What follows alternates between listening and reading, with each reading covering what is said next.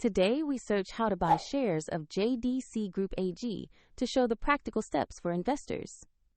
JDC Group AG is a German insurance and fintech services provider listed on Xetra under the ticker JDC.de, and this content is educational, not financial advice.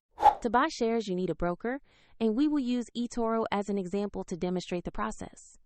After registering, you will need to verify your account with a valid ID and add funds before placing a trade. Use the platform search box and enter the ticker JDC.de to locate the company listing. Select the result that specifically shows JDC Group AG on Xetra. On the asset page, review the company overview, market details, and the price chart to confirm this is the correct stock. Verify the exchange reads Xetra, and the ticker is JDC.de. Tap Invest or Trade, enter the amount you want to buy, and carefully review the order details before confirming.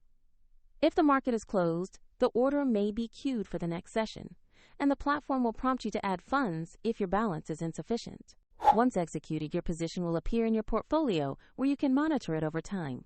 A link to eToro is provided in the description for convenience.